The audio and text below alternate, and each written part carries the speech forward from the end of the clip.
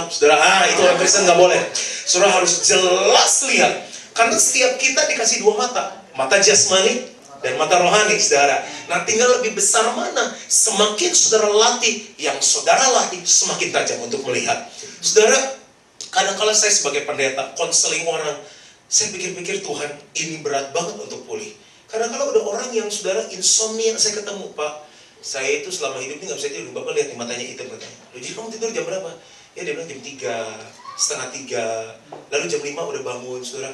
Nggak bisa. Saya bilang, Tuhan masih bisa nggak? Saya mulai belajar melihat karya Yesus disalib. Dia bilang, oleh bilur-bilurku yang sakit disembuhkan. Kemarin sebelum saya pergi 3-4 minggu yang lalu, suami istri datang. Dia bilang, ini Pak, saya mau minta tolong bimbing kita. Apa yang saya bisa bantu? Pak, kita berat banget situasi. Kita mungkin udah mau cerai katanya.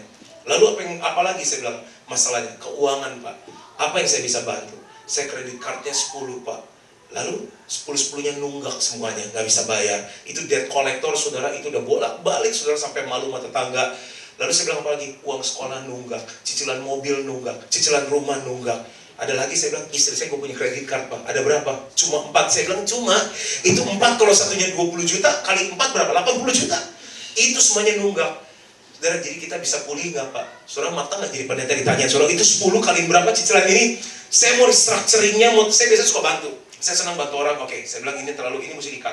Makan di luar sebulan sekali cukup. Kalau perlu ini nggak usah makan di luar. Nggak ada nonton, potong. Ada apa lagi? Ini jual. Saya mesti latih mereka gitu. Saudara mau tumpang tangan, tumpang kaki, haleluya 12 kali. Kalau kita nggak atur, nggak bisa, saudara. Itu situasi gelap. Saya bilang, Tuhan, saya secara manusia, saya bingung nih, mau ngaturnya bagaimana. Tuhan bilang, aku mati di kayu salib, dan aku bilang apa? Sudah selesai. Tugas kamu ajarin mereka. Tugas aku memulihkan. Saya bilang, bisa pulih. Saya bilang, mau kerja keras, saya bilang, kartu sini semua. Saya operasi, walaupun saya belum nggak sekolah dokter, operasi plastik. Kartu kredit saya tarik semua sekarang, live by cash. Salah satu buah pertobatan dalam Lukas 4, cukupkanlah dirimu dengan gajimu. Yang percaya katakan amin. Yang ketiga, yang pertama dia nggak tahu mau minta apa. Nah, orang ini parah, saudara. Yang kedua, keadaan begitu sulit, udah nggak bisa melihat lagi. Saya bilang, ibu percaya nggak suami saya bertobat? Bapak tahu batu, kepala suami saya lebih keras dari batu. Lah, ibu aja nggak punya iman, bagaimana Tuhan mau tolong? Saya bilang, jadi istri udah gelap, dia nggak tahu suaminya bisa bertobat atau enggak. Kita harus melihat orang yang paling sulit sekalipun bisa diselamatkan. Pembimbing saya di kampus bilang ini waktu kita pelayanan kampus, kalau melayani kampus jangan tanggung. Doakan orang yang terbodoh, orang yang ternakal, orang yang termalas, yang gitu-gitu, yang perlu Tuhan katanya. Benar tuh, satu-satu terima Tuhan Yesus. Yang ketiga, penghalangnya gini, nggak mau lihat ntar gimana besok. Itu tipe orang flow. Dan orang karismatik senangnya namanya nge-flow. Khotbahnya berapa lama Pak? Nge-flow aja Pak. Terus pujiannya nge-flow aja kalau Roh Kudus lagi gerak. Ada yang kebagi 3 jam, 4 jam, saudara. Kita harus bikin aturan. Tapi waktu Roh Kudus gerakan, kita harus ngalir. Ya, jadi planning harus ada. Sampai sini oke, semuanya saudara? Wow. Kita masuk, saudara. Kita belum buka ayat dari tadi. Kejadian 15. Nanti kalau nggak buka ayat dibilang sesat, saudara. Kalau orang melihat nggak ada dasar firman, jadi dukun. Makanya saudara harus kuat dalam firman dan lihat firman itu becoming real. Kejadian 15 ayat pertama yang sudah ketemu katakan amin. Oke. Kemudian datanglah firman Tuhan kepada Abraham dalam suatu penglihatan, janganlah takut Abraham, akulah perisaimu, upahmu akan sangat besar. Tolong kasih tahu sama sebelahnya, jangan takut. Amin. Kita ini keturunan Abraham, upahmu akan sangat besar. Abraham menjawab, ya Tuhan Allah, apakah yang akan kau berikan kepadaku? Karena aku akan meninggal dengan tidak mempunyai anak. Dan yang akan mewarisi rumahku ialah Eliezer orang Damsyik ini. Orang Damsyik itu ini orang pasrah. Pasrah sama berserah dua hal yang berbeda. Kalau orang pasrah bilang ini, Tuhan, saya udah sales 10%, udah jatuh tempo, sekarang umur jodoh belum datang-datang. Kutunggu Matius tak datang, kutunggu Markus, Lukas, Yohanes, Yakobus tak datang pula Tuhan. Siapa saja yang penting dia laki, jadilah Tuhan. Itu orang pasrah. Kalau orang berserah begini, Tuhan, aku sudah berdoa, aku sudah bergaul, aku sudah bercermin Tuhan, aku sekarang serahkan, Tuhan pasti beri yang terbaik. Itu berserah. Tolong tanya sebelahnya, kamu pasrah atau berserah? Haleluya. Yang ketiga, lagi kata Abraham, engkau tidak memberikan kepadaku keturunan sehingga seorang hambaku nanti menjadi ahli warisku. Oh, dia ngomong serius loh. Tuhan, kayaknya Tuhan gak sanggup nih. Tetapi datanglah firman Tuhan kepadanya demikian, orang ini tidak akan menjadi ahli warismu, melainkan anak kandungmu. Dialah yang akan menjadi ahli warismu. Lalu Tuhan membawa Abraham keluar serta berfirman, hari ini saya mau ajak saudara keluar dari masalah kita dan lihat kemenangan yang datangnya dari Tuhan. Haleluya. Tuhan bilang apa kepada Abraham? Coba lihat ke langit. Katakan sama-sama, coba lihat. Hari ini saya mau ajak saudara keluar dan lihat kemenangan yang datangnya dari Tuhan. Ada jodoh yang datang, ada terobosan dalam finansial kita. Saudara, kursi yang kosong akan penuh oleh jiwa-jiwa. Itu terobosan. Hitunglah bintang-bintang, jika engkau dapat menghitungnya, maka firman-Nya kepadanya, demikianlah banyaknya nanti keturunanmu. So, if I can see it, if you can see it, how many stars and you can count it, itu yang jadi anak-anakmu.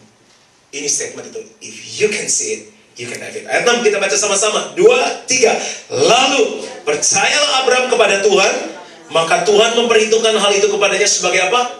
Kebenaran. Waktu saudara lihat firman, saudara bilang, aku percaya, Tuhan perhitungkan itu sebagai kebenaran. Abraham kan udah pasrah, Tuhan kaya juga percuma Tuhan. Itu sampai dia bawa keponakannya Lot, saking banyak harta, nggak ada tempat taruh. Saudara pernah ngalami nggak kaya sampai kayak gitu? Saudara, itu orang-orang yang kaya, saudara kalau baca biografi orang kaya, itu sampai serung itu udah mau mati, saudara. Saya lupa itu namanya siapa. Jadi udah kaya, dia mau mati. Dia bilang sama akuntan, sekretarisnya dikumpulin semua bagian keuangan. Tolong itu kekayaan saya berapa? Waduh Pak, nggak bisa, butuh 3 minggu itu kekayaan Bapak. Kalau udah nggak bisa dihitung, baru kaya. Belum kayak itu definisi buku-buku orang kaya, saudara. Nah, apa yang terjadi, saudara? Saking kayanya, saudara, jadi dia pasrah. Udah deh, pembantu saya yang jadi ahli waris. Karena saya nggak punya anak. Tuhan bilang gini, Bram, jangan pasrah gitu. Keluar dan hitung bintang di langit. Dia hitung 1, 10, 204, 1013, 2050. Aduh Tuhan, capek Tuhan. Tuhan bilang, nyerahkan, demikian banyaknya anakmu nanti. Jadi saudara, kalau kita belajar melihat bahwa Tuhan mau memulihkan hidup kita, Tuhan masih menyembuhkan, Tuhan mau pakai kita jadi berkat, Tuhan mau pakai kita jadi alat di tangannya. Waktu saudara lihat, itu akan terjadi dalam hidup kita. Saudara, kalau saudara baca nanti Kejadian 13 sebelumnya, Lot kan ikut apa-apanya kan, berantem nih, dia punya manajer-manajer. Abraham bilang gini sama Lotnya, Lot, kamu lihat tempat yang kamu pandang baik, ambil semuanya, sisanya buat om. Susah cari om yang kayak begini. Lalu Lot, dia lihat tempat yang subur. Dia dapat apa namanya? Sodom dan Gomora. Itu dia lihat pakai mata jasmani. Saudara, secara om, ini saudara penyerahan anak banget.